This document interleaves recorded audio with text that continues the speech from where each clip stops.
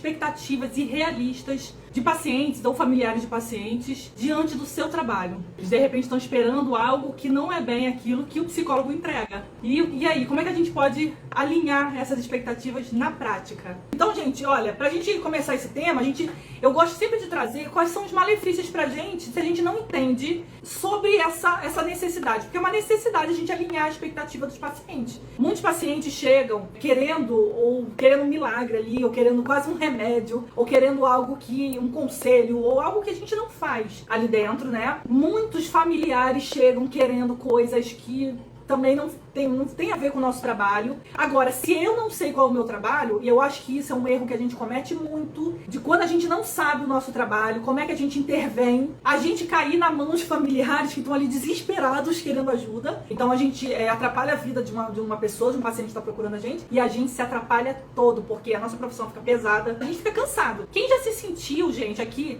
cansado diante de atendimento? Eu, gente, no início da minha profissão, eu lembro que tinha paciente, eu tinha um paciente, meu Deus do céu, ele era muito, assim, era uma demanda muito complexa que ele e a família trazia, e eu super inexperiente na época. Eu lembro que eu ficava com medo da chegada dele toda vez que ele tava, eu ficava torcendo pra ele faltar. Às vezes ele faltava, eu ficava, ai, ufa, gente, isso não pode acontecer. E eu já ouvi muitos colegas falando isso pra mim também. Rosilé, eu também já senti isso, eu sentia medo, eu fico ansiosa quando um paciente chega. Então, se eu conheço exatamente quais são as minhas intervenções, meu trabalho, meus limites, o que eu faço ali dentro, é claro que isso vai facilitar nessa jornada, né? Agora, gente, olha só. Primeiro problema que a gente vê quando a gente não sabe sabe lidar com essas expectativas e até passa desapercebido, é que o paciente não engaja. O paciente muitas vezes fica até com raiva. Às vezes é trazido por um familiar e ele fica com raiva ali, como se tivesse sido obrigado a estar ali. O familiar, às vezes, ele fica o tempo todo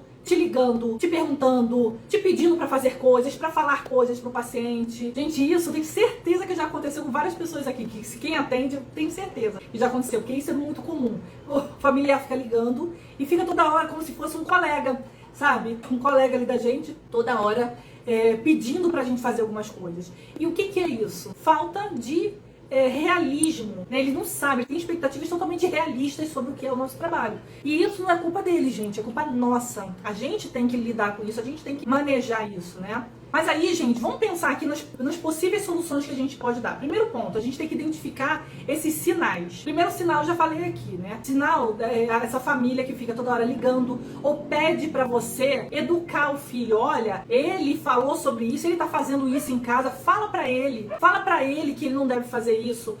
Isso já é um indício de que a pessoa não tem noção do que a gente faz. A família chega, sabe, dolorida ali, né, por conta de crises, sabe? Eu tive um paciente com borderline e os familiares chegam muitas vezes muito doloridos, sabe? Por conta da convivência, né? E aí eles estão ali sofrendo e uma das coisas que a gente pode avaliar e ajudar é até encaminhamento também para esse familiar fazer um tratamento também. Porque lidar também com o adoecimento, ser o cuidador de uma pessoa, gera também muitos prejuízos emocionais também para quem cuida, né? Para quem tá ali de suporte, né? Então, só que aí muitas vezes a gente fica fazendo um jogo duplo, né? Isso pode quebrar o vínculo com o paciente, sabe? Então a gente tem que tomar muito cuidado com essas coisas, né? Então esse é um sinal também, o familiar ou a rede de apoio está muito fragilizada e a gente ficar ali como se a gente fosse psicólogo deles especificamente, né? Então a gente tem um paciente específico, a gente não está fazendo terapia familiar ou grupal. Então é uma terapia familiar, individual, um tratamento individual. Então a gente tem que saber alocar essa dinâmica, né? Então esses sinais, né? Então esse sinal também de que o paciente está com raiva, adolescente ou jovem adulto, muitas vezes chegam com raiva porque acham que estão sendo obrigados a fazer, né? Então quando a gente não sabe o nosso trabalho, sim, eles vão estar ali com essa expectativa de que a gente vai fazer um trabalho ali em parceria com os pais, né? Então isso rompe com o vínculo,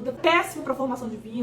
E, gente, outra coisa muito importante aí, dentro disso que eu tô falando, é o contrato. O contrato ajuda muito a gente a, depois de uma psicoeducação, de alinhar essas expectativas, né? A gente assinar embaixo, fazer o paciente ou o responsável do paciente assinar embaixo, entende? que é importante que eles entendam. Quando é a questão dos dois, né, tipo o adolescente ou o jovem adulto, que o pai e a mãe é responsável financeiramente por eles, é muito interessante que a gente, que os dois saibam a mesma coisa. Como funciona o nosso trabalho, que essas expectativas, né, essas mais expectativas às vezes dos pacientes jovens e essas erradas expectativas dos pais sejam quebradas juntos, sabe? Muita gente pergunta assim, eu posso fazer separado, junto, essa sessão, pode fazer, né, o paciente quer estar junto. Gente, é ótimo que esteja junto, você não está escondendo nada deles ali, não é para esconder nada deles ali. Na verdade, quando for dar feedback para os pais, né, uma devolutiva para os pais de adolescentes, alguma coisa, tudo tem que ser combinado com esse paciente. O que vai ser falado, o que não vai, dependendo do seu tipo de vínculo com esse paciente nem vai querer estar junto, vai falar, não, vai lá, fala lá com meus pais, sabe? Vai lá, explica pra eles lá, já combinou o que vai ser, porque já tem vínculo, confia no seu sigilo, entende que você é um profissional ético, que não vai quebrar sigilo, não se quebra sigilo nem de criança, nem de relato de criança. Criança às vezes conta coisas do arco da velha que vem em casa. E aí é algo a se trabalhar com a criança. Imagina você quebra o sigilo com os pais e os pais brigam com o filho. Qual a possibilidade que a gente tem de atuar com essa criança depois e com essa família depois? Não dá, entende? Então é importante que essa questão seja colocada, né? Agora, muitas vezes os familiares, eles pensam que o tratamento é para educar, né, o filho, né? E nosso papel não é educar, a gente tem que saber qual é o nosso papel, né? Que é um outro item que eu coloquei aqui. A gente tem que conhecer quais são os nossos serviços, que serviço eu estou oferecendo naquele momento, que às vezes eu não estou oferecendo um serviço de psicoterapia, eu nem avaliei ainda se o serviço de psicoterapia é possível nesse caso, ou se é só o serviço de psicoterapia, ou é mais de um serviço que eu vou oferecer ali naquele momento, né? Gente, o psicólogo clínico, ele tem uma extensão muito grande de possibilidades clínicas. E a gente não aproveita porque a gente não conhece. A gente sai da psicoterapia da faculdade como se fosse só um psicoterapeuta. E a gente não é só um psicoterapeuta, né? Vamos só recapitulando alguns pontos que eu já botei aqui, né? Falei primeiro dos problemas que a gente tem quando a gente não alinha essas expectativas. Coloquei sobre os sinais, né? Os sinais que a gente pode perceber nessa falta de alinhamento. Falei também de avaliar essas expectativas. Tem que perguntar mesmo. O que você espera desse tratamento? Como que você espera que eu ajude seu filho? Como que você espera que, né? O que a pessoa espera? Ela tem que entender o que ela quer, para que ela possa falar pra gente o que ela quer e para que às vezes ela não tem nem isso claro na cabeça dela. Ela tem um sentimento. A gente tem que trazer ela para refletir sobre isso, né? O que ela espera do tratamento. E aí a gente vai psicoeducar ela sobre o que é o tratamento psicológico. Quais são os serviços que eu posso prestar no momento. Por exemplo, quando uma pessoa chega no consultório, eu não levo ela direto para o processo de psicoterapia, né? Nós somos psicólogos, não psicoterapeutas. Psicoterapeuta só presta esse serviço, a gente não. Minimamente a gente tem que avaliar, fazer um contexto de avaliação psicológica global, né? Porque a gente vai precisar de repente encaminhar. A gente pode ter ações ali que podem ajudar muito o paciente, como emissão de documentos, né? Na área clínica a gente também emite documento, atestado, por exemplo, né? Já aconteceu olha, como eu atendo muito depressão, é o meu nicho, né, de trabalho, é depressão, suicídio, eu atendo muito adolescentes, né? E muitas vezes esse adolescente não tem condição de ir para a escola. O grau de adoecimento está muito grande. Ele precisa de um tempo para ele poder minimamente iniciar esse tratamento e ter um pouco de tempo sem culpa para refletir. E às vezes um atestado para a escola, para que a pessoa possa ficar um tempo em casa, pode ser interessante. Ou seja, o psicólogo, ele tem muitos recursos de trabalho. Só que o psicólogo às vezes ele fica muito bloqueado, né, nesses recursos. Então é importante que a gente conheça um pouco mais desses recursos, né? Tá? Hoje a gente falou um pouco sobre como alinhar as expectativas de familiares, de pacientes sobre o seu trabalho, né? Às vezes eles esperam algumas coisas, aí eu dei algumas dicas sobre